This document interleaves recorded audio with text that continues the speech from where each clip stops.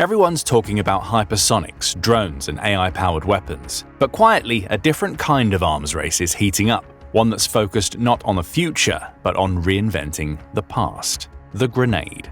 It's one of the oldest battlefield tools in history, but now the US military wants to give it a high-tech upgrade, turning basic explosives into precision-guided, smart launchers through a program called the Precision Grenadier System, or PGS. It might not sound flashy, but this hidden race could redefine how infantry battles are fought in the decades ahead.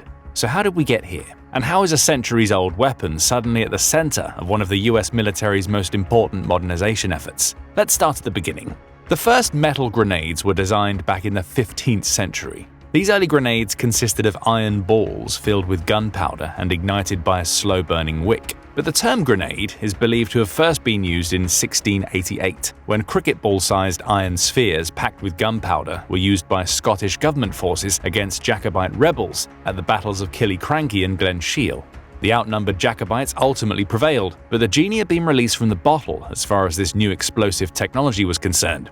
By the time the Russo-Japanese War of 1904-5 came around, both sides were using them extensively. The Japanese added handles to increase throwing distance and stabilizers to improve accuracy in flight, but these primitive handheld explosives still tended to blow up in the holder's hands. British inventor William Mills eventually solved that issue in 1915 with the invention of his Mills bomb, which had a 4-second delay before detonation and fragmentation to increase the area of damage. Fast forward to the 2020s and the grenade has become an essential tool in the modern soldier's toolbox. Modern grenades include the aforementioned fragmentation grenades, which disperse lethal fragmentations upon detonation, and concussion grenades, which rely on explosive power alone to damage targets. But even with weights ranging from just 7.5 to 32 ounces, you can only throw one so far using your arms, and so the development of mechanical grenade launchers was inevitable. Humans have been using devices like slings to hurl projectiles for centuries, the biblical tale of David felling Goliath being just one example. However, the ancestors of modern ballistic grenade launchers were simple, muzzle-loading devices that used a stake-like body to mount a short, large-bore gun barrel into which an explosive or incendiary device could be inserted. These were later refined into shoulder-fired, blunderbuss-like firearms referred to as hand mortars. By the First World War, troops were launching grenades from innovative devices like the Sauterelle crossbow, the West spring gun, and the Leech trench catapult devices. But standalone grenade launchers of the kind in use today began with the development of breech-loading riot guns designed to launch tear gas grenades and baton rounds, such as the Federal riot gun, developed in the 1930s. One of the first examples of a dedicated breech-loading launcher for explosive grenade rounds was the US's M79 grenade launcher, which was developed in the 1960s as part of Project Niblick and entered service in 1961. In many ways, Project Niblick was an earlier version of today's PGS program, an attempt to increase firepower for infantrymen by providing an explosive projectile that is more accurate and has further range than rifle grenades, but portable. The M79 is a single-shot, shoulder-fired, break-action grenade launcher that fires a 40 by 46mm grenade and uses the US Army's high-low propulsion system to keep recoil forces low. First used during the Vietnam War, it earned the nicknames Thumper, Thump Gun, Bloop Tube, and Blooper among American soldiers due to its distinctive report. The M79 can fire a wide variety of 40mm rounds, including explosive, anti-personnel, smoke, buckshot, flech-it, and illumination rounds. This variety of rounds is also an important component of the PGS program, as we'll see a bit later on. Owing to its ease of use, reliability, and firepower, the M79 became popular among US soldiers, who dubbed it the platoon leader's artillery. Around 350,000 pieces were produced from 1961 to 71. However, its single-shot nature was a serious drawback. Having to reload after every shot meant a slow rate of fire, and for close-in situations, the minimum arming range of about 98 feet and the blast radius meant a grenadier would have to either resort to his .45 caliber pistol or fire and hope that the grenade would not arm itself and instead act as a giant slow bullet. An upgrade was required and was soon delivered. Why carry around a standalone grenade launcher when you could attach one to your rifle? The M203 grenade launcher, introduced to US military forces in the early 1970s, did just that, attached to a rifle. Like the M79, the M203 was also a result of another predecessor of the PGS program, the US Army's Special Purpose Individual Weapon, or SPIW project. Standalone variants of the M203 exist, as do versions designed specifically for many other rifles like the Canadian C7. However, the M203 was primarily designed to be attached to the M16 rifle, and its carbine variant the M4. The device attaches under the barrel, with the launcher trigger being in the rear of the launcher, just forward of the rifle magazine. This functions as a hand grip when firing, but the size and weight of the 40mm ammunition limits the quantities that can be carried. And because a grenade is often not an appropriate weapon, for instance when the target is at close range or near friendly troops, an underbarrel system has the advantage of allowing its user to carry a rifle and to easily switch between the two. Like the M79 it replaced, the M203 can also fire a variety of rounds, including the M433 high-explosive dual-purpose round, M406 high-explosive round, M583A1 star parachute round, M713 ground marker round, M781 practice round, M651 CS gas round, and the M576 buckshot round. The M203 can fire 5 to 7 aimed shots per minute and 15 to 17 rounds per minute for area suppression, and has an effective range of between 164 to 437 yards, depending on the type of target. But it still suffers from the same disadvantage as the M79, namely that it still only fires a single round at once. So does the M320 Grenade Launcher Module, or GLM, a single-shot 40mm grenade launcher that is steadily replacing the M203 throughout the US military. Initially entering service in 2009, the M320 can also be mounted on various assault rifles, including the M16, M4, and HK416, or used as a standalone weapon.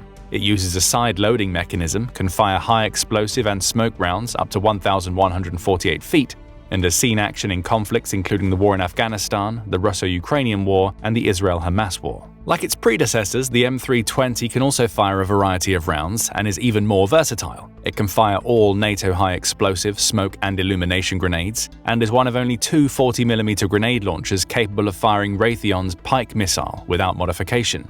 Unlike the M203, it operates in double-action mode, with ambidextrous safety. That means in case of misfire, the M320 operator merely has to pull the trigger again, a substantial advantage over the M203. Yet the response from the battlefield has been mixed. Soldiers complained about switching from the simple, more streamlined M203 to one with more sophisticated attachments. Complaints include the forward grip and sighting system, the pistol grip handle catching on things, the side-loading mechanism, difficulties carrying it unmounted, and even the M320's ability to act as a standalone launcher.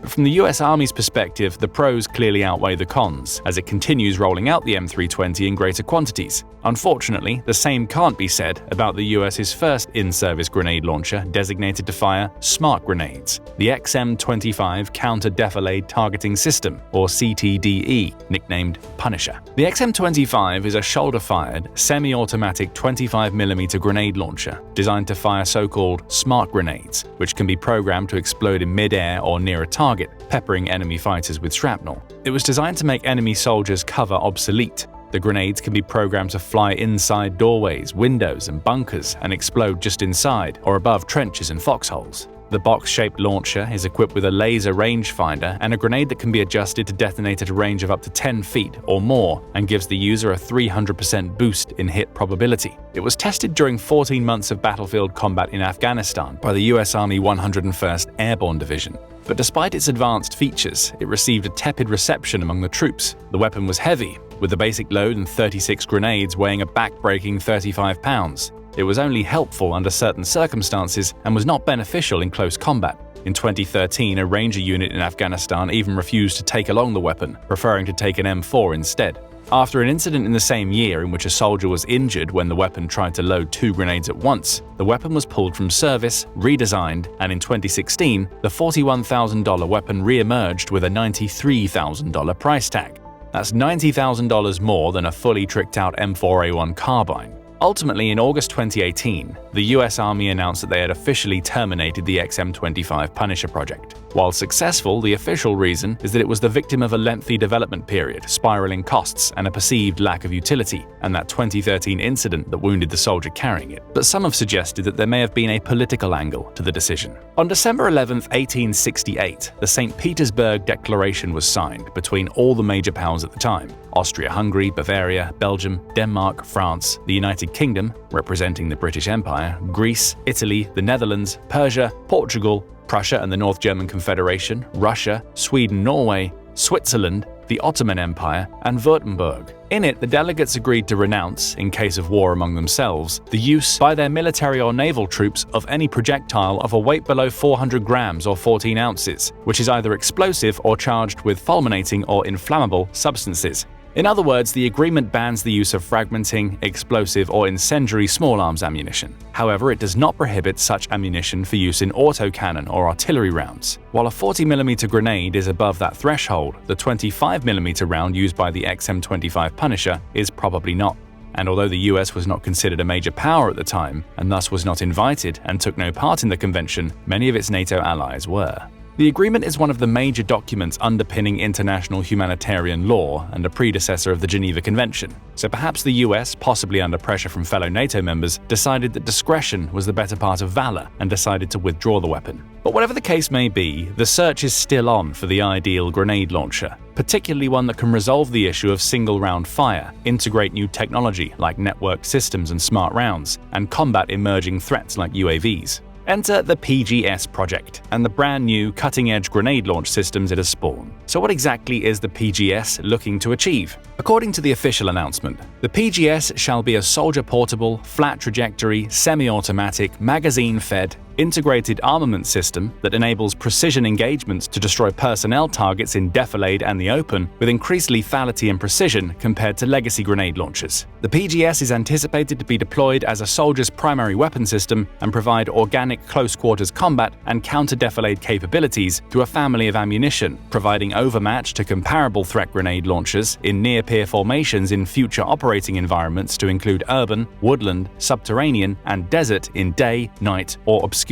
conditions. In other words, the Army is seeking a multi-shot grenade launcher that integrates a sophisticated fire control system capable of programming rounds along with a family of programmable ammunition. More specifically, the family of ammunition should include a counter-defilade round to precisely and quickly defeat personnel targets in defilade positions, a non-pyrotechnic training round similar to the counter-defilade round, a close-quarters battle round to precisely and quickly defeat personnel targets at ranges less than 35 meters, a counter-unmanned aerial system or UAS round, and an armor-piercing round. Additionally, PGS should be lethal from distances of 35 to 500 meters or longer against unprotected soldiers in both the open and in cover, and with a time of flight no greater than 3 seconds out to 500 meters. So who's in the running to deliver this system to the US Army? After the initial round of the X-Tech Soldier Lethality competition to secure pitches from the US defense industry to develop the PGS system, 5 submissions were selected in 2023. These were the Squad Support Weapon Achieving Precision Grenadier System Objectives from American Rheinmetall Munitions, the PGS-001 from FN America, the Multi-Purpose Intelligent Grenade System from Knight Technical Solutions,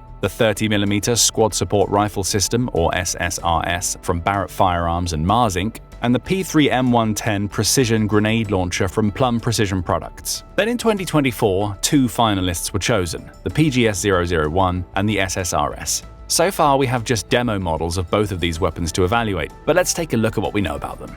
In its current form, the SSRS weighs nearly 14 pounds, is less than just 34 inches long, and fires 30 by 42mm projectiles from a 5-round box magazine.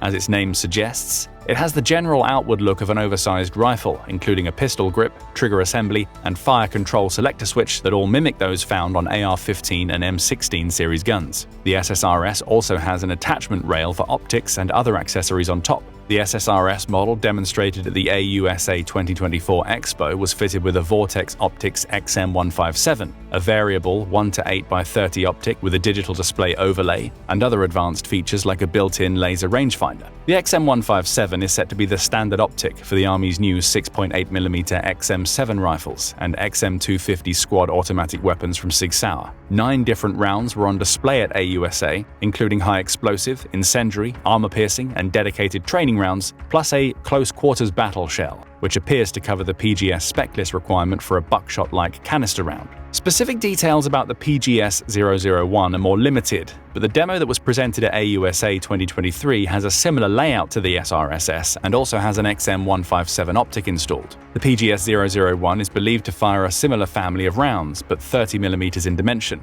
It also features a notably large muzzle brake that would help mitigate recoil, especially when firing multiple shots in succession, but at the cost of creating significant blast, flash, and noise.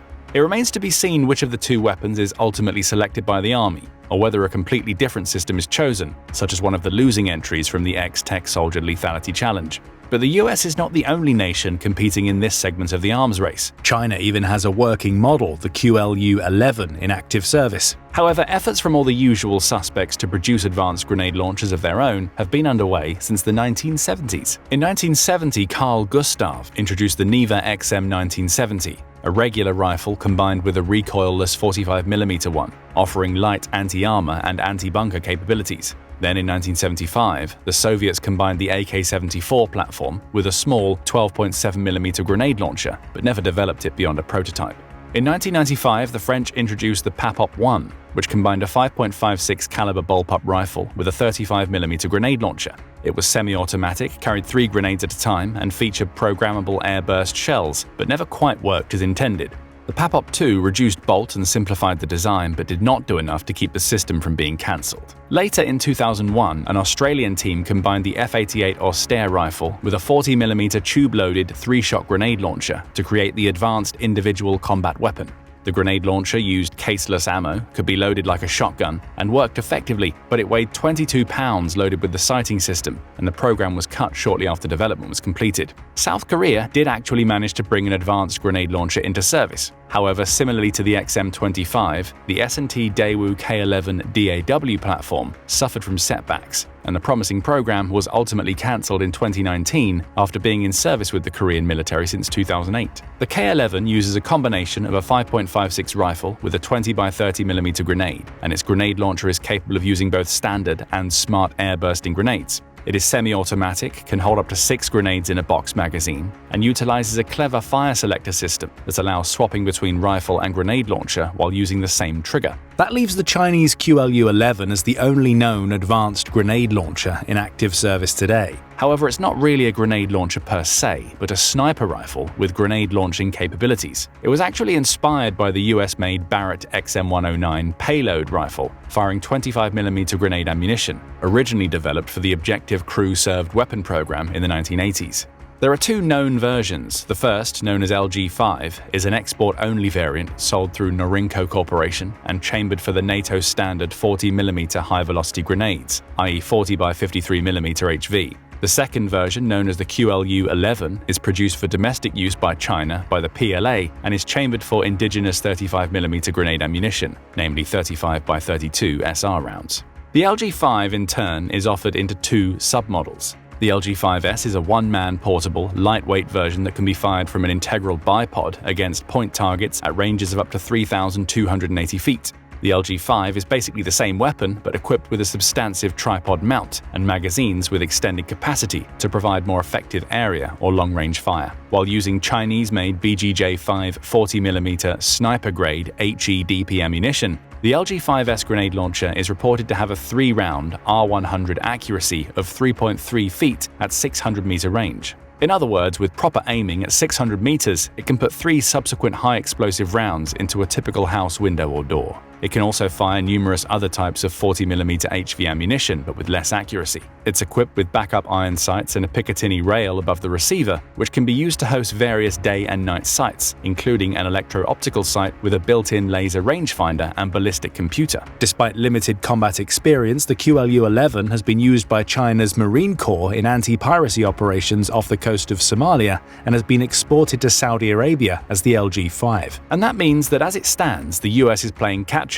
in this important but below-the-radar arms race. It remains to be seen whether the eventual PGS winner will enable the US to not only catch up, but leave the Chinese and other competitors choking in its dust. But what do you think? Will advanced, smart grenade launchers make a critical difference on the battlefield? Or are there other weapons that the US Army should focus on to give its troops a more decisive edge in ground combat? Let us know your thoughts in the comments, and thank you for watching. Now go and check out Why Snipers Avoid Headshots in War, or click this other video instead.